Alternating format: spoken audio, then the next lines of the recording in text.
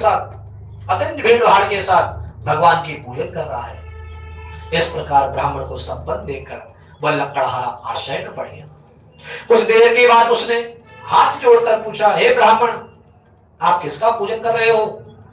इस पूजन का क्या फल है? कृपया कर विस्तार पर मुझे भी कहो। ब्राह्मण ने लकड़हारे से कहा कि यह श्री कृष्ण भगवान का पूजन है। यह प्रभु इस प्रकार दीन दयाल है कि मनवांछित फलों को प्रदान करने वाले हैं। यह जो मेरा धन धान तुम देख रहे हो, यह तो सत्यनारायण भगवान की कृपा का प्रसाद है। ब्राह्मण के मुख से इस प्रकार सुनकर लकड़हारा बहुत प्रसन्नचित हुआ। उसने भगवान का प्रसाद ग्रहण किया, जल पिया और प्रस्थान करने लगा। लकड़हारे ने मार्ग में अपने मन में यह चिंतन कर लिया कि जो कुछ भी मुझे लकड़ी बेचने को प्राप्त होगा, उसी से मैं सत्यनारायण भगवान का पूजन अवश्य करूंगा। इस प्रकार मन में सोचकर लकड़ी का बोझ सर पर रखकर वह चलने लगा। भगवान की कृपा से उस दिन लकड़हारे को बहुत सा धन प्राप्त हुआ, जिससे उसने भगवान का पूजन किया। तत्पश्चात लकड़हारे ने प्रसन्न हृदय से पके केले, फल, घी, दूध इत्यादि भगवान के चरणों में निवेदित किया। इसके बाद इसके प्रभाव से लकड़हारा धन तथा पुत्र को प्राप्त हुआ। वह जब तक संसार में रहा सुख भोग किया और अंत में उसको सत्यपुर की प्राप्ति हुई। सत्यनारायण भगवान की जय। द्वितीय अध्याय संपूर्ण।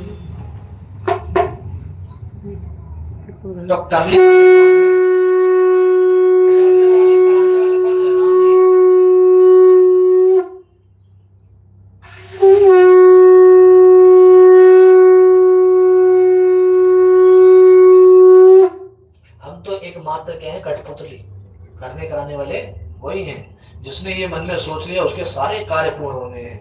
मेरी आपकी कृपा से सब काम हो रहा है। मेरा आपकी कृपा से सब काम हो रहा है। करते हो तुम कन्हैया, मेरा नाम हो रहा है। करते हो तुम कन्हैया, मेरा नाम हो रहा है। आपकी कृपा से सब काम हो रहा है। अब ऐसी हमारे अंदर भावना भी तो होनी चाहिए। खाली भजन करने से थोड़ी ना चलेगा।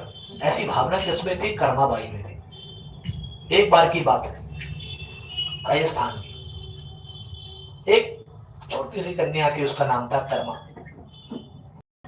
उसके पिताजी वृंदावन आदि के लिए भ्रमण के लिए, और उन्होंने बोला कि ये कर्मा, प्रत्येक दिन ठाकुर जी को भोग अवश्य लगाना। प्रत्येक दिन ठाकुर जी को भोग अवश्य लगाना। अब छोटी बालिका थी, अब उसको पता नहीं था कि भगवान का जो भोग लगाना है वो भाव से लगाना है। उसने कहा कि पिता ने आज्ञा दी है तो अवश्य भगवान आते हैं और भगवान पाते हैं। उसने भगवान को भोग लगाया, परंतु भगवान ने पाया नहीं। पर्दा लगा, उसने भगवान को भोग लगाया, उसने पाया नहीं। आप परेशान हो गए, अपना सफाई में लग गई। जब सफाई में लग गई, उसके पुनः उसने देखा थाली में, अच्छा थाली में भगवान का उसने भोग क्या बनाया था? खिचड़ी बनाई थी। खिचड़ी में उसने थोड़ा सा घी डाल दिया कि अवश्य भगवान कार्य में कार्य करने लगी। ऐसे शाम बीत गई। मन की पक्की थी कि पिताजी ने बोला है भगवान को पवाना है तो भगवान को पवाना है, उसके बाद ही मैंने पाना है। अब रोने लगी, छोटी सी कन्या थी। तो इतने में विग्रह में से आवाज आई, मतलब मूर्ति में से आवाज आई, विग्रह में से आवाज आई कि कर्मा, तू पर्दा तो लगाया ही नहीं, बिन पर्दा लगाए मैं कैसे पाऊंगा? तो बड़ी पर्दा लगाया और भगवान ने प्रसाद को पाया। ऐसी पूरा माह बीत गया भगवान को भोग लगाते हुए। उसके पिताजी लौट कर आए। पिताजी ने पूछा, कर्मा तू ठीक है? तो भगवान को भोग लगाती तो थी। उसने बड़े उत्सुकता से बोली, पिताजी ने बड़ा सुंदर उत्तर दिया। क्या बोला? हर हर में हर हर बसे और हर को हर की आस। हर हर में हरि बसे और हर को हर की आस। हर को मैं ढूंढ फिरी, हरि है मेरे पास। हर को मैं ढूंढने चले गई कहां कहां, और हरि तो मेरे पास थे। पर खाली मंदिरों में से जाने से नहीं होगा, भगवान को सही मानने में भजना पड़ेगा। अब आपने बोले भैया मेरे बच्चे को नौकरी लग जाए, वो मिल जाएगा, उतना ही मिलेगा, उससे ज्यादा नहीं मिलेगा। हो सकता है भगवान ने कुछ और सोचा हो, बिजनेस की, आप सोच रहे हो नौकरी